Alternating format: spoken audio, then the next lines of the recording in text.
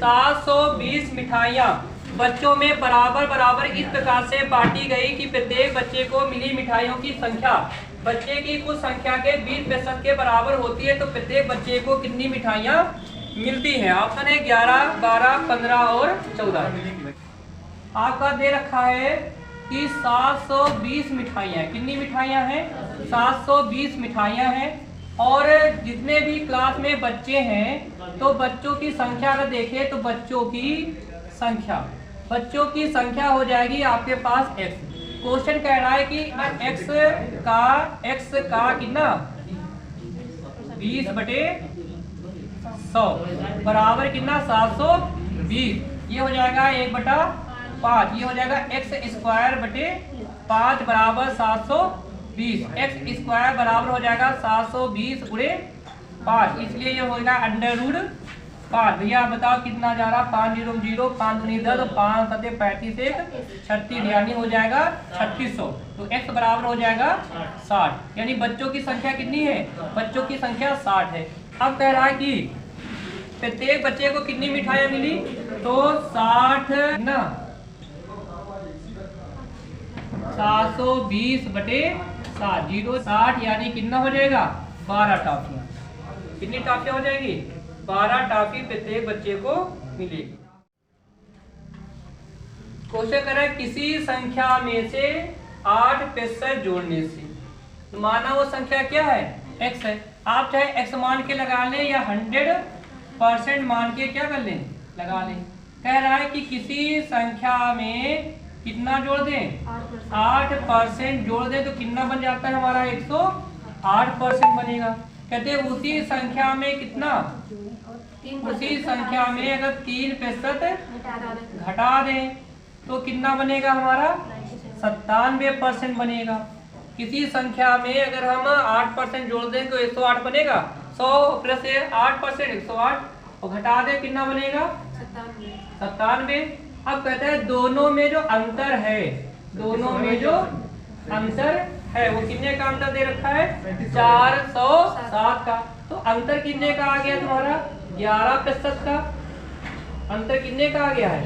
11% का। और कह रहा है जो अंतर है यानी 11% बराबर 400 कितना दिया है? 407 दिया है। इसलिए 1% बराबर और इसलिए 100% बराबर हो जाएगा 407 × 100/11। 11 कहीं 33 और 11 सत्ते 77, यानी कितना हो जाएगा? 37। कितना आ जाएगा? 37। चलो अगला क्वेश्चन आ गया है, यदि प्याज की कीमत 10% कम हो जाए कि 100/1 बराबर 101, 100/2 बराबर 50, 100/3 बराबर 33, 1/3, तो कितना परसेंट दिया है? 10% दिया है। और कम 10% है और तो उसके ऊपर क्या होता है? 11 सही 1/9% आपका। तो लगाएंगे कैसे? बाई चांस ना याद रहे ये आपका लॉजिक, तो लिखो 65% वृद्धि बराबर क्या सूत्र लिखा था? प्रतिशत गुणा 100/100 और प्लस या माइनस प्रतिशत। ये वाला फार्मूला करवाया था। अब करना है कि वृद्धि है और प्रतिशत क्या करे? कमी कितने % कमी बता रहा है? 10%। तो हो जाएगा 10% गुणा 100 हो जाएगा 100 और माइनस, क्योंकि कमी बता रहा है तो माइनस हो जाएगा, यानी हो जाएगा 10 गुणा 100 और बटे कितना होगा? 90। 0 से 0 कट गया यानी हो जाएगा 100/9। इसको काटेंगे तो 11 सही 1/9% की क्या आ जाएगी? वृद्धि हो जाएगी। आंसर हो जाएगा 11 सही 1/9% की आपकी क्या आ जाएगी? वृद्धि आ जाएगी। यानी ऑप्शन आपका सही हो जाएगा। ऑप्शन नंबर कौन सा? ए नंबर। देखो कैसे लगेगा, टाइम ओवर देख लो। क्वेश्चन कह रहा है कि एक परीक्षा में, परीक्षा नहीं था, चुनाव, देखो चुनाव का क्वेश्चन है।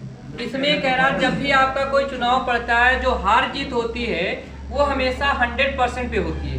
यानी जो भी प्रत्याशी का हार जीत का फैसला होगा वो 100% पर होगा।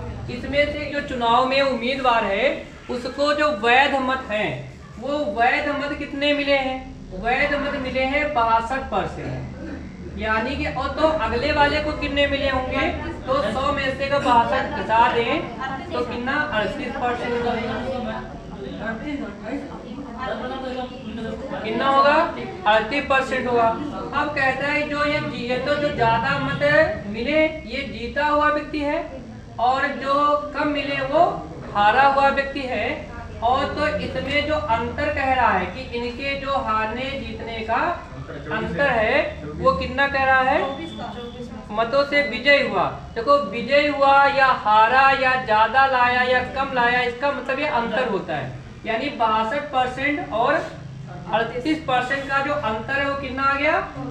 24%।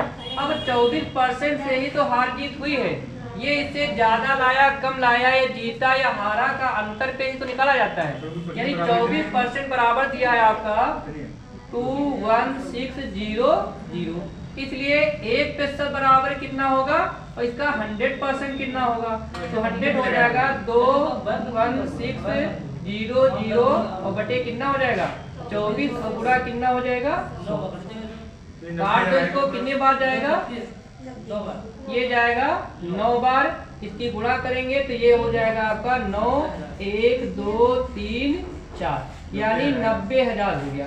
यानी जो हार जीत का फैसला हुआ था वो 90,000 पे हुआ था। और ऊपर क्वेश्चन कह रहा है यानी ये जो वैल्यू आई है वो इसकी वैल्यू आई है। यानी ये जो हार जीत हुई है ये कहाँ पे जो हार और जीत हुई है वो किस पर हुई है? 90,000 पर हार जीत हुई है। लेकिन ये 90 तो यहाँ पे 90% आ गया। आपके कुल मत कितने थे? कुल मत अभी देख रहे हैं, कुल मत थे आपके 100%। इसमें अवैध कितने थे? अवैध थे आपके 10%। तो जो हार जीत हुई, हार और जीत हुई, तो ये तो हमेशा वैध मतों पर ही तो होगा। तो वैध मत कितने हुए? 90% पर तो हार जीत हुई। यही 90% हमारा हार जीत का क्या है? 90,000 है। अतः हम कह सकते हैं कि 90% बराबर 9,000 मतों पर ही तो हार जीत हुई है।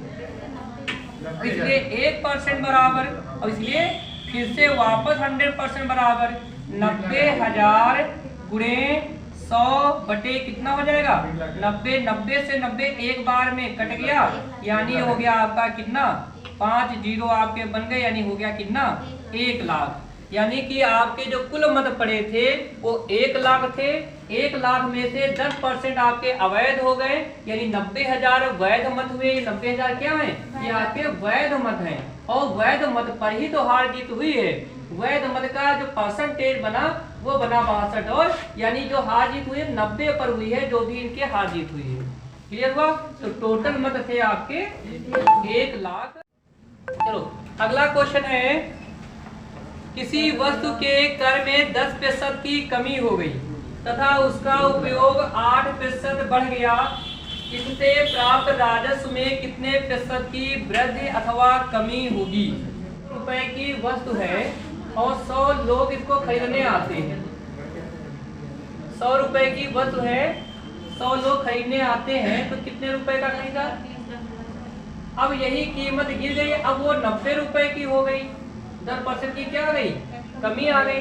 लेकिन बढ़ोतरी हो गई किसमें? लोगों की खरीदारी में। अब 108 लोग आते हैं खरीदने के लिए।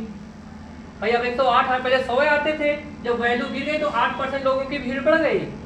अब कितने का? अगर एक वस्तु के दाम 90 रुपए है और 108 लोग खरीद के ले गए हैं तो कितना आ जाएगा? 0 9 8 72 और 9 1 9। यानी कितने का बेचा है तुमने?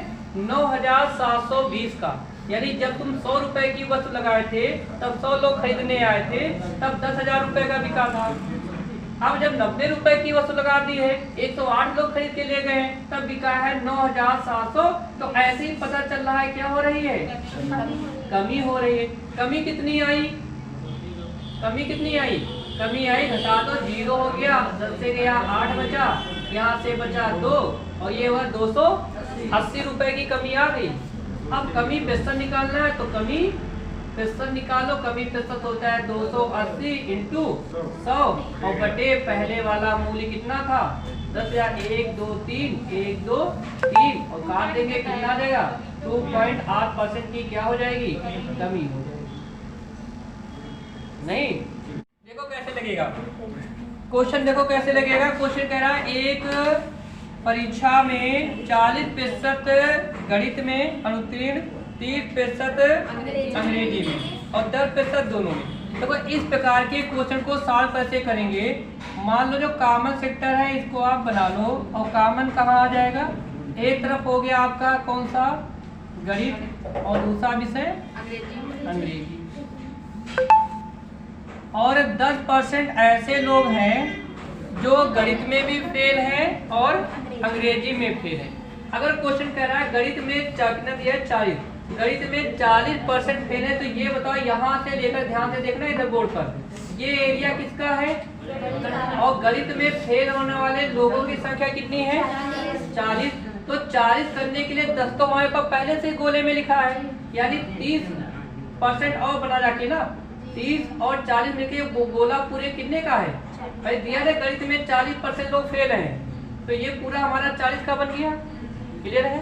अगर हम इस वाले गोले की बात करें जो इसका ये एरिया है, ये कितने का है अंग्रेजी वालों का, ये 30% का है। 10% ऑलरेडी है इस गोले में, यानी बचा कितना है 20%, यानी 30%, 10% और 20%। अगर टोटल बात की जाए फेल होने वाले लोगों की, तो टोटल लोगों की संख्या कितनी है 30, 40, 50, 60, पूरा 60% लोग क्या है, 60% लोग क्या है फेल है। अगर क्वेश्चन आपसे पूछा जाता है कि कुल फेल लोगों की संख्या कितनी है, तो आंसर हो जाता 60। लेकिन पूछा है उत्तीर्ण लोगों की संख्या कितनी है, तो भैया 100% में से अगर हम ये 60% हटा दें तो हमारा बचेगा कितना 40%। तो 40% ऐसे लोग हैं जो क्या है उत्तीर्ण है, यानी उत्तीर्ण लोगों की संख्या 40%।